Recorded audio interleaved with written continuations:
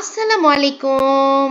আমার পঞ্চম শ্রেণীর বাচ্চারা, আজকে তোমাদের প্রাথমিক বিজ্ঞান বইয়ের প্রথম অধ্যায় নিয়ে আমি চলে আসছি এবং এটা আমি 2026 সালের বোর্ড বই অনুযায়ী এই প্রথম অধ্যায়টা আজকে আমি তোমাদেরকে বুঝিয়ে দিব এবং পড়িয়ে দিব।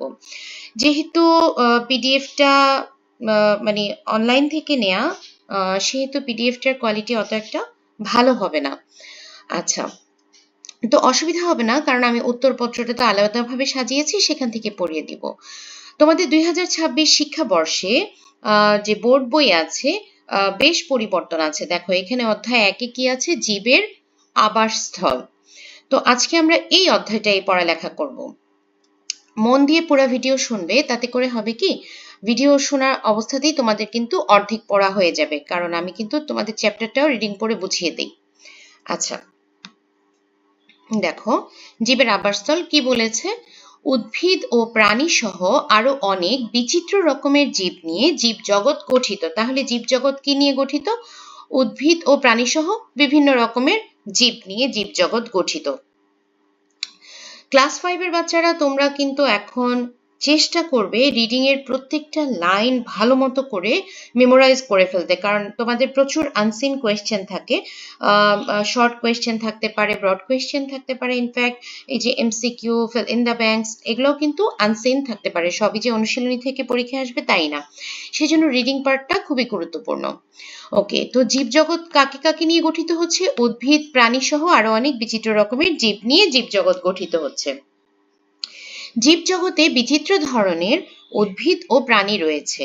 কোনো কোনো জীব স্থলভাগ বা মাটিতে বাস করে, আবার কেউ পানিতে বা মাটিতে ও কেউ আবার পানিতে বা মাটি ও পানি উভয় স্থানেই বাস করে। কোনো কোনো জীবের প্রয়োজন ছায়াযুক্ত পরিবেশ, আবার কারো প্রয়োজন আলো আছে এমন পরিবেশ। এই অধ্যায়ে আমরা বিভিন্ন জীবের আবাসস্থল, বিভিন্ন আবাসস্থলে উদ্ভিদ ও প্রাণীর ধরন এবং পরিবেশে তাদের টিকে থাকার কৌশল ইত্যাদি সম্পর্কে জানব। আচ্ছা, তো প্রথমে কি দিয়েছে? 1 নম্বরে জীবের আবাসস্থল, যেখানে কোনো জীব স্বাচ্ছন্দ্যে বসবাস করতে পারে সেটাই জীবের আবাসস্থল। তো এখানে আমাদেরকে একটা টাস্ক দিয়েছে, সেটা কি, জীবের আবাসস্থলগুলো কি কি সেটা আমাদেরকে বের করতে হবে। তো জীবের মধ্যে কি কি আছে? উদ্ভিদ এবং প্রাণী। তাহলে আমরা উদ্ভিদ এবং প্রাণীর নাম লিখব এবং আবাসস্থলগুলো লিখব। ওকে, আমি তোমাদেরকে দেখিয়ে দিই। আচ্ছা, এই যে দেখো, উদ্ভিদের নাম আম গাছ। আম গাছ কোথায়?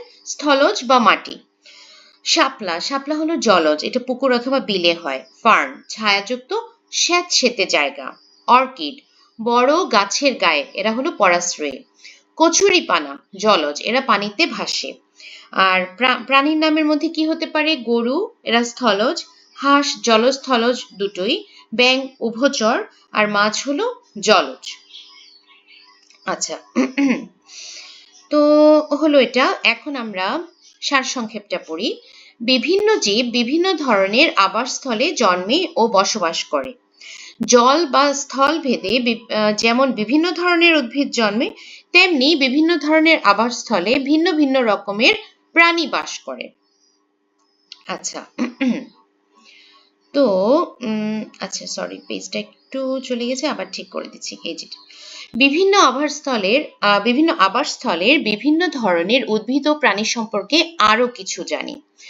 জীবের বসবাসের জন্য বিভিন্ন ধরনের পরিবেশ রয়েছে। তাহলে কি কি আছে দেখো, স্থলজ, জলজ, মেরু অঞ্চলের পরিবেশ। এখানে 3টা ভাগ বলেছে, স্থলজ, জলজ, মেরু অঞ্চল। আচ্ছা, এসব পরিবেশে বসবাসরত প্রাণীদের মধ্যে ভিন্নতা রয়েছে। পরিবেশের বিভিন্ন আবাসস্থলের যেমন ভিন্ন ভিন্ন বৈশিষ্ট্য রয়েছে, তেমনি এখানে বসবাসকারী বিভিন্ন ধরনের প্রাণীর মধ্যেও বৈচিত্র্য লক্ষ্য করা যায়। আচ্ছা, তো এখন আমরা ওই যে 3টা ধরন পড়লাম, স্থলজ, জলজ, মেরু অঞ্চল, আমরা স্থলজটা নিয়ে একটু পড়ি। স্থলজে কি বলেছে? মাটি বা ভূমির পরিবেশ হলো স্থলজ আবাসস্থল। উদ্ভিদ ও প্রাণীর একটি বড় অংশ স্থলজ পরিবেশে বাস করে। স্থলভাগের উদ্ভিদ হলো আম, জাম, কাঁঠাল, নারিকেল, কলা, নিম, করই, মেহগনি ইত্যাদি। তো তোমাদের এখান থেকে এমসিকিউ আসতে পারে যে স্থলভাগের উদ্ভিদ হলো বলে, এরকম তোমাদেরকে কয়েকটা অপশন দিতে পারে। এসব বড় বড় উদ্ভিদের নিচে ছায়াযুক্ত স্থান হলো ছোট ছোট উদ্ভিদের আবাস, যেমন বিভিন্ন ধরনের ঘাস বা তৃণজাতীয় উদ্ভিদ। তোমরা দেখবা যে যখনই একটা আম গাছ, জাম গাছ, মানে বড় বড় যে গাছগুলো আছে, নিচে দেখবে যে অনেক ঘাস বা ছোট ছোট গাছ থাকে, তাহলে সেগুলোকে কি বলা হচ্ছে? এই যে বিভিন্ন ধরনের ঘাস বা তৃণজাতীয় উদ্ভিদ। আচ্ছা, আরেকটা কি? স্যাঁতসেঁতে ভেজা ও ঠান্ডা জায়গায় বা ঠান্ডা স্থানে জন্মে কারা? মস ও ফার্ন জাতীয় উদ্ভিদ। কোনো কোনো উদ্ভিদ আবার বড় উদ্ভিদের গায়ে আশ্রয় নিয়ে বেঁচে থাকে, যেমন অর্কিড ও বিভিন্ন ধরনের ফার্ন, মানে এরা হলো পরাশ্রয়ী, পরের উপরে ভর দিয়ে বেঁচে থাকে। আবার প্রাণীদের মধ্যে রয়েছে মানুষ, গরু, ছাগল, হাতি, বাঘ, শেয়াল, হাঁস, মুরগি, বিভিন্ন ধরনের পাখি, ইঁদুর, কেঁচো, পিঁপড়া ইত্যাদি। স্থলজ আবাসস্থলের মধ্যেও অনেক বৈচিত্র্য রয়েছে, যেমন বনজ, মরুজ আর হলো তৃণভূমি। তাহলে দেখো, প্রথমে আমরা তিনটা ভাগ পড়েছিলাম, এখন আবার ওই স্থলের মধ্যে আবার তিনটা ভাগ দেখলাম, যে বনজ, মরুজ আর হলো তৃণভূমি। তো আমরা এখন বনজটা নিয়ে জানি। বনজে কি বলেছে? যখন কোনো স্থানে প্রাকৃতিকভাবে বিভিন্ন ধরনের উদ্ভিদ প্রচুর পরিমাণে জন্মায়, তখন সেখানে বনের সৃষ্টি হয়, যেমন আমাদের দেশের শালবন, সুন্দরবন। তাহলে দেখো, কেন এই যদি বলা হয় সুন্দরবন কোন ধরনের আবাসস্থল, অবশ্যই সেটা কি হবে? বনজ আবাসস্থল। আচ্ছা, বনের উদ্ভিদসমূহের মধ্যে শাল বা গজারি, মেহগনি, সুন্দরী, গেওয়া, গর্জন অন্যতম। এছাড়াও আছে গুল্ম, তৃণ, মস ও ফার্ন জাতীয় উদ্ভিদ। বনজ পরিবেশে অনেক প্রাণীও বসবাস করে, যেমন আমাদের সুন্দরবনে বাঘ, হরিণ, বানর, কুমির ও বিভিন্ন ধরনের পাখির আবাসস্থল। ব্যাঙ উভচর প্রাণী। শিশু অবস্থায়, মানে যখন সে ব্যাঙাচি অবস্থায় থাকে, তখন ওরা কোথায় থাকে? পানিতে থাকে। আর বড় হয়ে মাটি ও পানি উভয় স্থানে বাস করে। এই যে উভয় স্থানে বাস করছে, সেজন্যই তাকে বলা হচ্ছে উভচর প্রাণী। সাপ, ইঁদুর, কাকড়া কোথায় বাস করে? মাটির গর্তে বাস করে। তো তোমাদেরকে দিতে পারে যে সাপ কোথায় বাস করে, বলতে হবে কি মাটির গর্তে বাস করে। আমাদের দেশে হাতির আবাসস্থল হলো চট্টগ্রাম ও পার্বত্য চট্টগ্রামের বনভূমি। আমাদের জাতীয় প্রাণী রয়্যাল বেঙ্গল টাইগার শুধু সুন্দরবনেই বাস করে। আচ্ছা, এরপরে পড়বো আমরা তৃণভূমি নিয়ে। স্থলজ পরিবেশের মধ্যে অনেক স্থানে বিস্তীর্ণ এলাকা জুড়ে ঘাস জাতীয় উদ্ভিদের প্রাধান্য থাকে। এই ধরনের আবাসকে বলে তৃণভূমি। এখানে থাকে শন, নলখাগড়া, বিরুৎ ও গুল্ম জাতীয় উদ্ভিদ। প্রাণীদের মধ্যে থাকে হরিণ, কুকুর, খরগোশ, শেয়াল, বাজ পাখি, পেঁচা, হায়না ইত্যাদি। আচ্ছা, এবার আমরা মরুজ আবাসস্থল নিয়ে জানবো। মরুভূমি হলো স্থলজ আবাসস্থলের মধ্যে একটি বিশেষ বৈশিষ্ট্য সম্পন্ন অঞ্চল। কেন বিশেষ বলা হলো? কারণ দেখো, এখানে উচ্চ তাপমাত্রা, কম বৃষ্টিপাত, দিন ও রাতের তাপমাত্রার ব্যাপক পার্থক্য এবং শুষ্ক আবহাওয়া মরুজ আবাসস্থলের প্রধান বৈশিষ্ট্য। তাহলে এই পয়েন্টগুলোর জন্য আমরা বলছি যে এটা বিশেষ বৈশিষ্ট্য সম্পন্ন একটা অঞ্চল গেল। এরপর কি খেজুর, ফণি মনসা সহ বিভিন্ন ধরনের ক্যাকটাস ও গুল্ম এই অঞ্চলের উদ্ভিদ। মরুজ আবাসস্থলের প্রাণীদের মধ্যে রয়েছে উট, গিরগিটি, টিকটিকি, সান্ডা ও বিভিন্ন ধরনের পতঙ্গ। মেরু আবাসস্থল। পৃথিবীর কোনো কোনো অঞ্চল বরফে ঢাকা থাকে, যেমন মেরু অঞ্চল। এই অঞ্চলে খুবই কম উদ্ভিদ জন্মে। এদের মধ্যে আছে আর্কটিক উইলো, কটন গ্রাস ও লাইকেন জাতীয় উদ্ভিদ। কিছু অনন্য বৈশিষ্ট্যের প্রাণী ও এই অঞ্চলে বাস করে, যেমন শ্বেত ভাল্লুক, শিল, পেঙ্গুইন ইত্যাদি। আচ্ছা, এবার পড়বো আমরা জলজ আবাসস্থল নিয়ে। সারা বছর পানি থাকে এমন আবাসস্থলগুলোই জলজ আবাসস্থল। সমুদ্র, নদী, পুকুর, খাল, বিল ইত্যাদি হলো জলজ আবাসস্থল। এসব আবাসস্থলের পরিবেশেও ভিন্নতা রয়েছে। সরি। এর মধ্যে একটি হলো স্বাদুপানির জলজ পরিবেশ। এই পরিবেশে জন্মানো বিভিন্ন উদ্ভিদের মধ্যে রয়েছে শাপলা, পদ্ম, কচুরিপানা, খুদিপানা, টোপাপানা ও বিভিন্ন রকমের বা বিভিন্ন ধরনের শৈবাল। তাহলে আমরা কিন্তু স্বাদুপানির যে উদ্ভিদগুলো ওদের নাম জেনে গেলাম। আচ্ছা, প্রাণীদের মধ্যে রয়েছে, তাহলে এখন স্বাদুপানির যে প্রাণী আছে তাদের নাম জানবো। রুই, কাতলা, মৃগেল, পাঙ্গাস সহ অনেক ধরনের মাছ, কুমির, কাছিম, কাঁকড়া, শামুক, ঝিনুক, চিংড়ি ইত্যাদি। আচ্ছা, এবার আমরা সামুদ্রিক আবাসস্থল নিয়ে জানবো। দেখো সমুদ্রের পানি কি পরিমাণ লবণাক্ত, তাহলে এই পানিতে বসবাস করার জন্য আমাদের যে জীব আছে বা উদ্ভিদ আছে এদের কিন্তু বিশেষ বৈশিষ্ট্য সম্পন্ন হতে হয়, তো সেগুলাই আমরা জানবো। জলজ পরিবেশ হলেও সমুদ্রের পানি নদী, পুকুর, খাল, বিলের পানি থেকে আলাদা। সমুদ্রের পানি লবণাক্ত।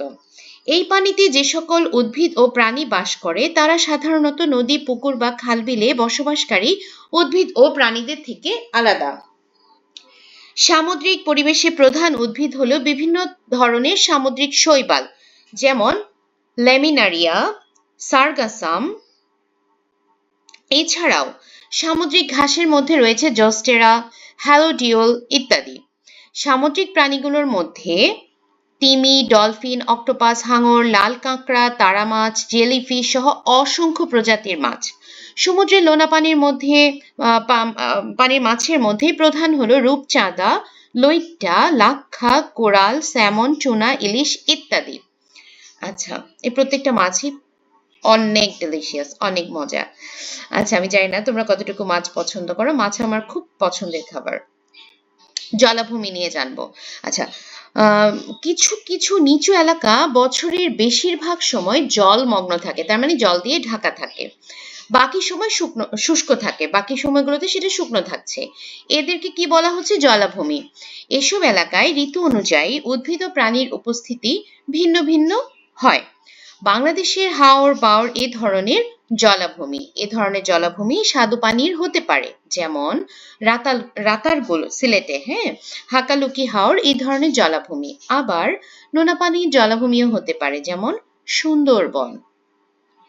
পানির গভীরতার সাথে সাথে এখানে জীববৈচিত্র্যের পরিবর্তন হয়।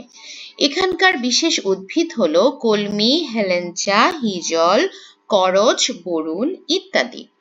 এই পরিবেশে বিভিন্ন ধরনের প্রাণী যেমন মাছ, সাপ, ব্যাঙ ও জলচর পাখি দেখা যায়।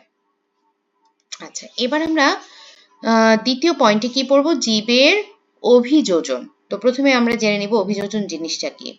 নির্দিষ্ট বাসস্থানের বা পরিবেশের সাথে জীবের খাপ খাইয়ে বেঁচে থাকার প্রক্রিয়াকে অভিযোজন বলে। যেমন ধরো সামুদ্রিক পরিবেশে বেঁচে থাকার জন্য সামুদ্রিক প্রাণীগুলো কিভাবে লড়াই করে বেঁচে থাকছে, এটাই হলো তাদের অভিযোজন যে প্রক্রিয়া। পরিবেশে খাপ খাইয়ে নেয়ার জন্য বিভিন্ন ধরনের উদ্ভিদের মধ্যে বিশেষ বিশেষ কিছু বৈশিষ্ট্য লক্ষ্য করা যায়। প্রাণীদের মধ্যেও বাহ্যিক ও অভ্যন্তরীণ গঠনগত নানা রকম পরিবর্তন দেখা যায়।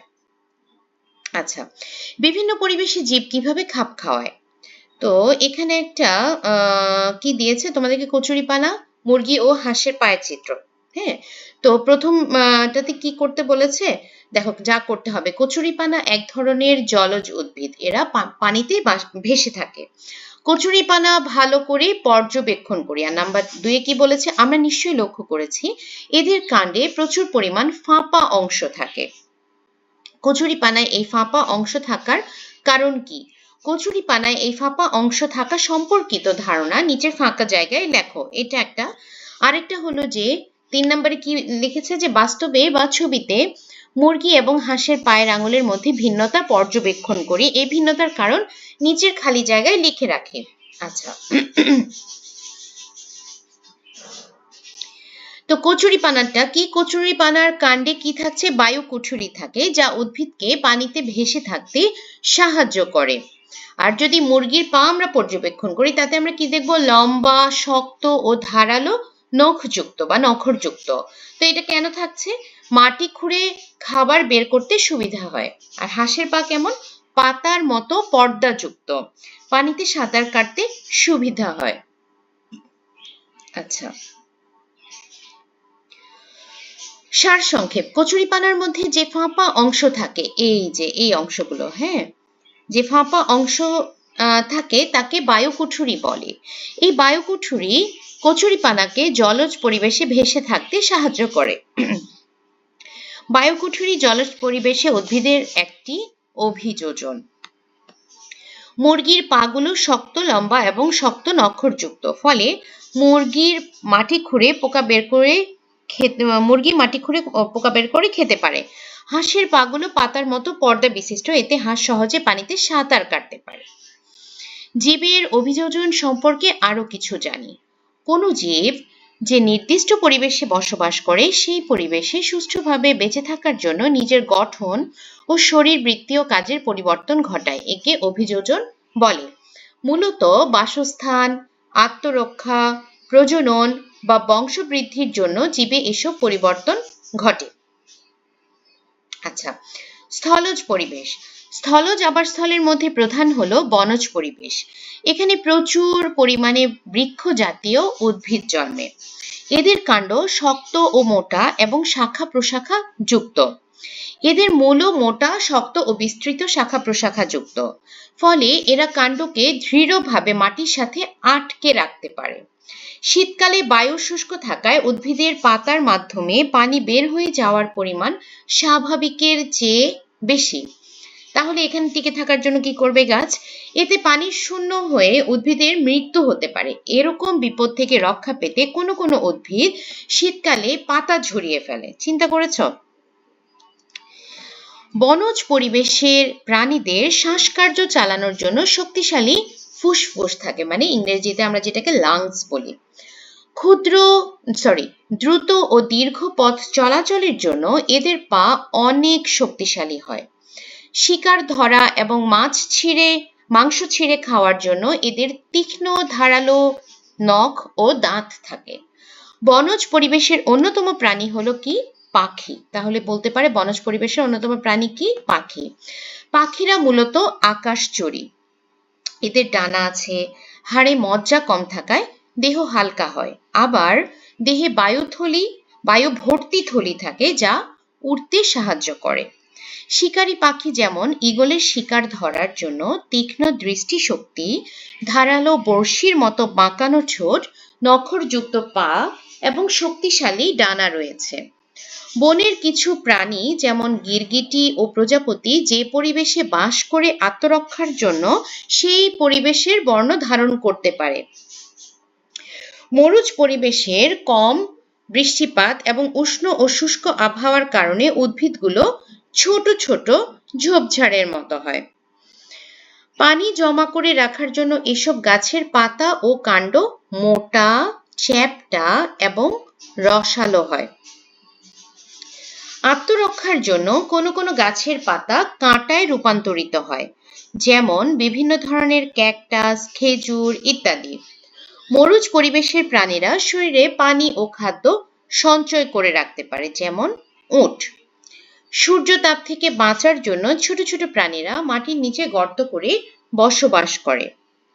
স্থলজ পরিবেশের মেরু অঞ্চল বরফে ঢাকা থাকে। এরূপ পরিবেশে খুবই কম উদ্ভিদ জন্মে। এরা তীব্র ঠান্ডা সহ্য করতে পারে। এখানে কিছু অনন্য বৈশিষ্ট্যের প্রাণী বাস করে। তীব্র ঠান্ডায় উষ্ণ থাকার জন্য এসব প্রাণীদের শরীরের চামড়ার নিচে পুরু চর্বির স্তর থাকে। এদের অধিকাংশই বরফের মতো সাদা লোমযুক্ত হওয়ায় সহজেই লুকিয়ে থেকে আত্মরক্ষা ও শিকার করতে পারে। এদের লম্বা, বাঁকানো ও শক্তিশালী পা বরফে চলার জন্য অভিযোজিত হয়। এবার পড়ব জলজ পরিবেশ। জলজ পরিবেশে পানির ঢেউয়ের সাথে খাপ খাওয়ানোর জন্য উদ্ভিদের দেহ নরম হয় এবং মূল সংক্ষিপ্ত, তার মানে ছোট হয়। ভেসে থাকার জন্য প্রচুর বায়ুকুঠুরি থাকে। অধিকাংশ ক্ষেত্রে অঙ্গজ বংশবৃদ্ধি করে। পানির ঢেউয়ের সাথে খাপ খাওয়ানোর জন্য মাছের দেহের মধ্যভাগ চ্যাপ্টা এবং মাথা ও লেজের দিক সরু হয়। পানিতে ভেসে থাকা ও চলাচলের জন্য এদের দেহে বায়ুথলি বা পটকা থাকে। পাখনা ও লেজ এদের সাঁতার কাটতে সাহায্য করে। এরা ফুলকা দিয়ে পানিতে থাকা অক্সিজেন গ্রহণ করে শ্বাসকার্য চালায়। জলজ পরিবেশের সবচেয়ে বিস্তীর্ণ অঞ্চল হলো কোন পরিবেশ? সামুদ্রিক পরিবেশ। এই পরিবেশে এই পরিবেশে পানির লবণাক্ততা ও পানির প্রবল চাপ মোকাবিলার জন্য জীবের অভিযোজন ঘটে। বিভিন্ন ধরনের ভাসমান শৈবালী এই পরিবেশের প্রধান উদ্ভিদ। সামুদ্রিক মাছেরও মাথা ও লেজের দিক সরু ও মধ্যভাগ চওড়া হয়। পাখনা ও লেজ সাঁতার কাটতে সাহায্য করে। সামুদ্রিক মেরুদণ্ডী প্রাণীদের ফুসফুস দীর্ঘ সময় ধরে বাতাস জমা রাখে। শিকার ও আত্মরক্ষার জন্য এরা আলো, রং ও বিষাক্ত তরল ব্যবহার করতে পারে। জলাভূমি পরিবেশের উদ্ভিদ ও প্রাণীর মধ্যে স্থলজ ও জলজ উভয় ধরনের বৈশিষ্ট্য দেখা যায়। উদ্ভিদের পাতা পাতলা ও প্রশস্ত এবং মূল জলজ উদ্ভিদের চেয়ে শক্তিশালী। জলমগ্ন অবস্থায় শ্বাসকার্য চালানোর জন্য শ্বাসমূল অথবা নিউমেটোফোর বের হয়। জলাভূমি যখন পানিতে পূর্ণ থাকে তখন সেখানে জলজ উদ্ভিদ ও প্রাণীর আধিক্য দেখা যায়। পানি কমে গেলে কিছু কিছু প্রাণী অল্প পানিতে বা কাঁদার মধ্যে লুকিয়ে থেকে আত্মরক্ষা করে। তো মেয়েটা কি বলছে? সুন্দরী গাছের মূলগুলো মাটির উপরে উঠে আসে কেন? আসলেই তো, বলো তো কেন উপরে উঠে আসবে? মনে হয় আমাদের সাথে দেখা করতে আসে, তাই না? আচ্ছা, না, এখানে ছেলেটা কি বলছে? সুন্দরবনের মাটি লবণাক্ত ও ভেজা, এর ফলে এই বনের সুন্দরী গাছের মূলগুলো শ্বাসকার্য চালাতে প্রয়োজনীয় অক্সিজেন গ্রহণ করতে পারে না। এজন্য কিছু শাখা মূল মাটির উপরে উঠে আসে, এদের শ্বাসমূল বলে। শ্বাসমূলে অনেক ছিদ্র থাকে যার মাধ্যমে সুন্দরী গাছ বায়ু থেকে শ্বাসকার্য চালানোর জন্য অক্সিজেন শোষণ করতে পারে। আচ্ছা, নিচের ছকে কিছু উদ্ভিদের ও প্রাণীর নাম দেওয়া আছে। এরা কোন পরিবেশে বাস করে, মানে এর অভিযোজনগত বৈশিষ্ট্যগুলো এবং কোন পরিবেশে বাস করে সেটা তোমাদেরকে বলতে হবে। তো আমি আবার আমার নোটে নিয়ে যাচ্ছি। আসলে অধ্যায়টা বেশ বড় এবং আমি মনে করি এটা যথেষ্ট সময় দিয়ে তোমাদেরকে পড়তে হবে। চেষ্টা করবে পুরো ভিডিও দেখতে, তাতে কিছুটা কনসেপশন কিন্তু ক্লিয়ার হয়ে যাবে। তো সুন্দরী গাছ, সুন্দরী গাছের বাসস্থান কোথায়? জলাভূমি বা লবণাক্ত মাটি। অভিযোজনগত বৈশিষ্ট্য কি? শ্বাসমূল থাকছে, তারা মাটির উপরে উঠে এসে বায়ু থেকে অক্সিজেন নিচ্ছে। শাপলা, শাপলা হলো স্বাদু পানিতে থাকে, ওদের বায়ুকুঠিরি থাকে, ফলে পানিতে ভাসে, কাণ্ড নরম, পাতা চওড়া। বাজ পাখি, এরা স্থলজ অথবা বনজ পরিবেশে থাকছে। তো এদের কি থাকে? শক্তিশালী ডানা, এজন্য শিকার ধরতে এটা সাহায্য করে। শ্বেত ভল্লুক, এরা মরু অঞ্চলের, এদের কি থাকতেছে? পুরু চর্বির স্তর, সাদা লোম, শক্ত পা, যেটা ঠান্ডায় বাঁচতে ও বরফে চলতে এদেরকে সাহায্য করছে। আর কি? ফণী মনসা বা এক ধরনের ক্যাকটাস, ক্যাকটাস পরিবারের একটা উদ্ভিদ। তো এরা কোথায় থাকছে? এরা হলো মরুভূমিতে থাকছে এবং এদের পাতায় কি থাকে? কাঁটা থাকে, কাণ্ড মোটা থাকে ও রসালো থাকে, সেজন্য এরা পানি সঞ্চয় করে থাকে এবং রোদ থেকে রক্ষা করতে পারে নিজেদেরকে। আচ্ছা, আবার বইতে ফিরে যাই। যাক, অবশেষে অনুশীলনীতে আসা গেল। তো অনুশীলনীতে কি আছে? আমাদের কিছু সঠিক উত্তর, শূন্যস্থান পূরণ এবং সংক্ষিপ্ত প্রশ্ন, বর্ণনামূলক প্রশ্ন। আমি তোমাদেরকে এই অনুশীলনীর পাশাপাশি আরো কিছু সঠিক উত্তর শূন্যস্থানও আজকে পড়িয়ে দিব বা একটু করে বলে দিব, যেন শুনলে তোমাদের মনে থাকে। তো প্রথমেই আছে আমাদের অনুশীলনীতে সঠিক উত্তর কি আছে? জলজ উদ্ভিদের অনন্য বৈশিষ্ট্য কোনটি? তো জলজ উদ্ভিদের অনন্য বৈশিষ্ট্য হলো বায়ুকুঠুরি, যেটার মাধ্যমে তারা ভেসে থাকতে পারছে। মাংসাশী প্রাণীর প্রধান বৈশিষ্ট্য কোনটি? এটা হলো তীক্ষ্ণ দাঁত। শ্বাসমূল কোন উদ্ভিদে পাওয়া যায়? সুন্দরী, ওই যে আমরা পড়লাম নিউমেটোফোর, তারা মাটির উপরে চলে আসছে এবং বাতাস থেকে ডিরেক্ট অক্সিজেনটা নিচ্ছে আমাদের মতো করে। এবার শূন্যস্থান পূরণ। তোমাদেরকে এখানে ক্লু দিয়ে দিয়েছে, কিন্তু পরীক্ষার হলে সাধারণত ক্লু দিবে না। ক্লুতে আছে বায়ুথলি, চর্বি স্তর, ফার্ন, বায়ুকুঠুরি, মাছ। ওকে, প্রথমটা কি? জলজ উদ্ভিদকে পানিতে ভেসে থাকতে সাহায্য করে কে? বায়ুকুঠুরি। তীব্র ঠান্ডায় প্রাণীর দেহকে গরম রাখে চর্বি স্তর। ছায়াযুক্ত স্থানের একটি উদ্ভিদ হলো ফার্ন। আচ্ছা, এবার হলো সংক্ষিপ্ত প্রশ্ন উত্তর। জীবের আবাসস্থল বলতে কি বোঝায়? জীবের আবাসস্থল হলো সেই স্থান যেখানে কোনো জীব স্বাভাবিকভাবে এবং স্বাচ্ছন্দ্যে বসবাস করতে পারে। এখানে একটা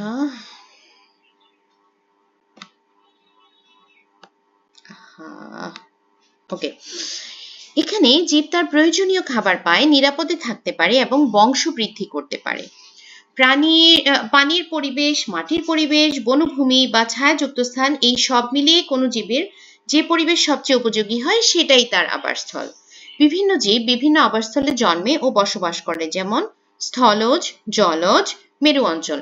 তো তোমরা চাইলে এখানে স্থলজের কিছু এক্সাম্পল দিয়ে দিতে পারো, যেমন বাঘ, ভালুক দিতে পারো, অথবা গাছের ক্ষেত্রে আম গাছ, বট গাছ এগুলো দিতে পারো।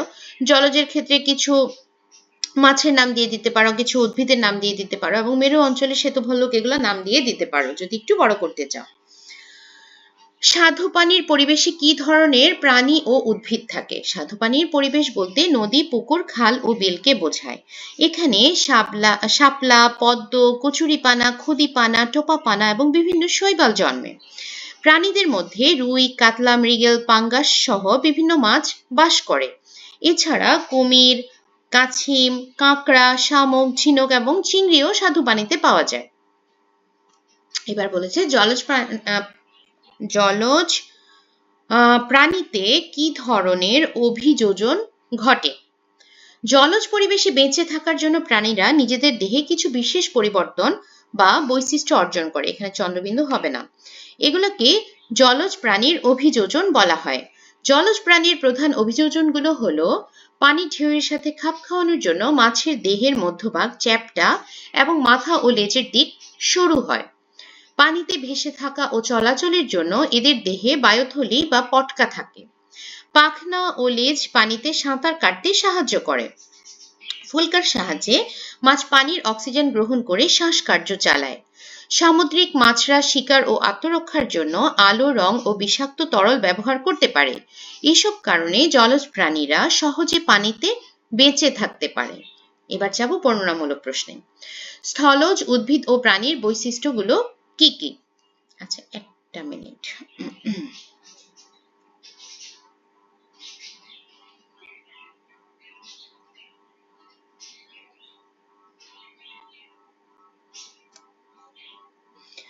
ওকে, আমরা বইয়ের একটা পেজ একটু দেখে দেই আমি তোমাদেরকে।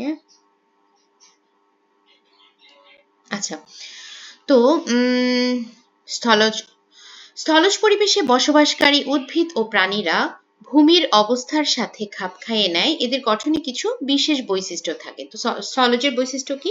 এদের কাণ্ড শক্ত ও মোটা এবং শাখা প্রশাখা যুক্ত হয়। স্থলজ উদ্ভিদের বৈশিষ্ট্য। হ্যাঁ, এদের মূল মোটা, শক্ত ও বিস্তৃত শাখা প্রশাখা যুক্ত, যা গাছকে মাটিতে দৃঢ়ভাবে দাঁড়াতে সাহায্য করে।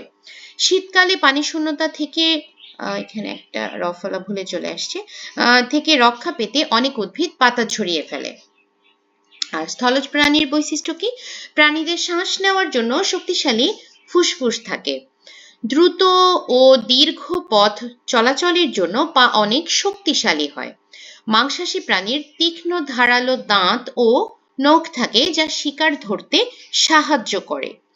পাখির হালকা দেহ, ডানা এবং বায়ুভর্তি থলি থাকে উড়ার জন্য। মরুজ প্রাণীরা শরীরে খাদ্য ও পানি সঞ্চয় করে রাখতে পারে। এই বৈশিষ্ট্যগুলোই স্থলজ প্রাণীদেরকে কঠিন পরিবেশে টিকে থাকতে সাহায্য করে। আচ্ছা, এবার পড়ব জলজ পরিবেশের উদ্ভিদ ও প্রাণীর বৈশিষ্ট্যগুলো। তো জলজ পরিবেশ কি? পানি ভিত্তিক। এখানে উদ্ভিদ ও প্রাণীরা পানির সাথে খাপ খাইয়ে বেঁচে থাকে। জলজ উদ্ভিদের বৈশিষ্ট্য কি? জলজ উদ্ভিদের দেহ নরম ও মূল ছোট হয়। ভেসে থাকার জন্য প্রচুর বায়ু কঠুরি থাকে। অধিকাংশ ক্ষেত্রে অঙ্গজ বংশবৃদ্ধি হয় বা বংশবৃদ্ধি করে। আর জলজ প্রাণীর বৈশিষ্ট্য কি? পানির ঢেউয়ের সাথে খাপ খাওয়ানোর জন্য মাছের দেহের মধ্যভাগ চ্যাপ্টা এবং মাথা ও লেজের দিক সরু হয়। পানিতে ভেসে থাকা ও চলাচলের জন্য এদের দেহে বায়ুথলি বা পটকা থাকে। পাখনা ও লেজ পানিতে সাঁতার কাটতে সাহায্য করে। ফুলকার সাহায্যে মাছ পানির অক্সিজেন গ্রহণ করে শ্বাসকার্য চালায়। সামুদ্রিক মাছরা শিকার ও আত্মরক্ষার জন্য আলো, রং ও বিষাক্ত তরল ব্যবহার করতে পারে। জলভিত্তিক পরিবেশে বেঁচে থাকার জন্য জলজ উদ্ভিদ ও প্রাণীর মধ্যে বিশেষ অভিযোজন দেখা যায়। এই বৈশিষ্ট্যগুলোই জলজ প্রাণীদেরকে কঠিন পরিবেশে টিকে থাকতে সাহায্য করে। 3 নাম্বার এবং শেষ নাম্বার ব্রড কোয়েশ্চেন, সামুদ্রিক পরিবেশের প্রাণীদের অভিযোজনের ক্ষেত্রগুলো কি কি উদাহরণ সহ ব্যাখ্যা করি।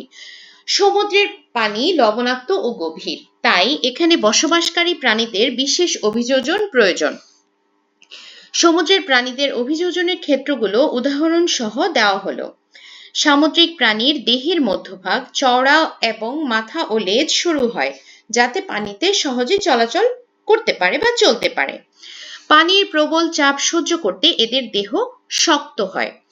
অনেক সামুদ্রিক প্রাণী শিকার ও রক্ষার জন্য আলো রং বা বিষাক্ত তরল ব্যবহার করে। তিমি ও ডলফিনের ফুসফুসে দীর্ঘ সময় বাতাস থাকে। সামুদ্রিক মাছ যেমন হাঙর, ইলিশ, টুনা এদের পাখনা ও লেজ সাঁতার কাটতে সাহায্য করে। কারা মাছ, অক্টোপাসের মতো প্রাণীরা আঠালো পা বা বিশেষ বাহু ব্যবহার করে চলাফেরা করে ও খাবার ধরে। সামুদ্রিক পরিবেশের বৈশিষ্ট্যের কারণে এখানে থাকা প্রাণীদের দেহে নানা ধরনের অভিযোজন ঘটে, যা তাদের টিকে থাকতে সাহায্য করে। আচ্ছা, আমাদের এই অধ্যায়টা মোটামুটি হয়ে গেছে। এই অধ্যায়ের অনুশীলনীতে দেখে দেই, না অনুশীলনীতে আর কিছুই নেই, আমি কিছু এক্সট্রা তৈরি করেছি, জাস্ট 5 মিনিটে সেটা দেখিয়ে দিই। সঠিক উত্তর, কচুরিপানাকে পানিতে ভেসে থাকতে কে সাহায্য করে? বায়ুকুঠুরি। কোনটি স্থলজ আবাসস্থল? মরুভূমি। বনজ আবাসস্থলের একটি প্রাণী রয়্যাল বেঙ্গল টাইগার। মেরু অঞ্চলের প্রাণীর দেহে বেশি কি থাকছে? পুরো চর্বির স্তর। মরুভূমির উদ্ভিদের একটি বৈশিষ্ট্য কি? কাঁটাযুক্ত পাতা। নদী, পুকুর, খাল এগুলো কোন পরিবেশের পানি? স্বাদু পানি। মাছ কোন অঙ্গ দিয়ে শ্বাস নেয়? ফুলকা। নিচের কোন প্রাণীটি উভচর? ব্যাঙ। সামুদ্রিক শৈবাল কোন পরিবেশে জন্মে? সমুদ্র। কোন প্রাণীর পায়ে পর্দা থাকে? হাঁস। সুন্দরী গাছে শ্বাসমূল কেন থাকছে? লবণাক্ত আর ভেজা মাটি, মানে বেসিক্যালি এটা হবে কি যে সে লবণাক্ত মাটি থেকে অক্সিজেনটা নিতে পারছে না বলে শ্বাসমূলটা দিয়ে ডিরেক্ট বাতাস থেকে অক্সিজেনটা নিচ্ছে। নিচের কোনটি জলাভূমির উদ্ভিদ? এটা হলো হিজল। বনে পাখি উড়তে সাহায্য পায় কিসের জন্য? বায়ুথলির জন্য। মরুভূমির একটি প্রাণী উট। সামুদ্রিক মাছের একটি উদাহরণ ইলিশ। আচ্ছা, শূন্যস্থান পূরণ। কচুরিপানার কাণ্ডে বায়ুকুঠুরি থাকার কারণে পানিতে ভেসে থাকে। মরুভূমির গাছের পাতা সাধারণত কাঁটায় রূপান্তরিত হয়। মাছ পানিতে থাকা অক্সিজেন গ্রহণ করে ফুলকা দিয়ে। মেরু অঞ্চলের প্রাণীর শরীরে চর্বির স্তর বেশি থাকে। স্বাদু পানির উদ্ভিদের মধ্যে শাপলা একটি। হাঁসের পায়ে পর্দা থাকে, তাই সহজে সাঁতার কাটে। সুন্দরী গাছের শিকড়ের উপরের অংশকে শ্বাসমূল বলে। সামুদ্রিক পানির প্রধান বৈশিষ্ট্য হলো এটি লবণাক্ত। তৃণভূমিতে প্রধানত ঘাস জাতীয় উদ্ভিদ দেখা যায়। ব্যাঙ ছোটবেলায় ব্যাঙাচি নামে পরিচিত। বনজ পরিবেশে গাছের কাণ্ড সাধারণত মোটা ও শক্ত হয়। সামুদ্রিক পরিবেশে প্রধান উদ্ভিদ হলো সামুদ্রিক শৈবাল। মরুভূমির প্রাণীরা শরীরে খাদ্য ও পানি সঞ্চয় করে রাখতে পারে। মেরু অঞ্চলের প্রাণীদের লোম সাধারণত সাদা রঙের হয়। জলজ উদ্ভিদের পাতা সাধারণত চ্যাপ্টা ও চওড়া হয়। আচ্ছা, মেরু অঞ্চলে অনেক বড় বড় গাছ থাকে, এটা মিথ্যা। কচুরিপানা একটি জলজ উদ্ভিদ, হ্যাঁ এটা সত্য, এবং বায়ুকুঠুরির মাধ্যমে সে ভেসে থাকে। মরুভূমিতে বৃষ্টিপাত কম হয়, এটাও সত্যি। উট পানিতে সাঁতার কাটতে পারে বলে মরুভূমির প্রাণী, উট কিভাবে সাঁতার কাটবে? এটা মিথ্যা। হাঁসের পায়ে পর্দা থাকে, সত্যি। সামুদ্রিক পরিবেশের পানি স্বাদু হয়, মিথ্যা। লবণাক্ত হয় হবে। শ্বেত ভাল্লুক মেরু অঞ্চলে থাকে, সত্যি। ব্যাঙাচি পানির বাইরে বাঁচতে পারে, মিথ্যা, কারণ পানির ব্যাঙাচি অবস্থায় সে পানিতেই থাকে, পরে যখন বড় হয় তখন সে মাটি পানি দুটো মিলিয়ে থাকে।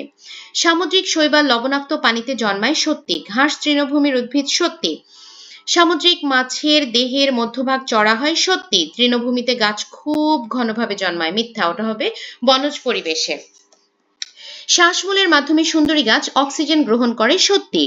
হাঁসের পায়ের মতো পর্দাযুক্ত পা মাছেরও থাকে, এটা মিথ্যা। তো ছোট্ট বন্ধুরা, একটু বড় ভিডিও হয়ে গেছে, তারপরও আমি বলবো তোমরা যদি মনোযোগ দিয়ে পুরোটা ভিডিও শুনো তাহলে তোমাদের আসলে কনসেপশন অনেকখানি ক্লিয়ার হয়ে যাবে এবং পড়াটা মেমোরাইজ করতে ইজি হবে। তো আজকের মতো এখানেই শেষ করি। তোমরা সবাই সুস্থ থাকো, ভালো থাকো, মনোযোগ দিয়ে পড়ালেখা করো এবং আমার জন্য দোয়া করো। আল্লাহ হাফেজ।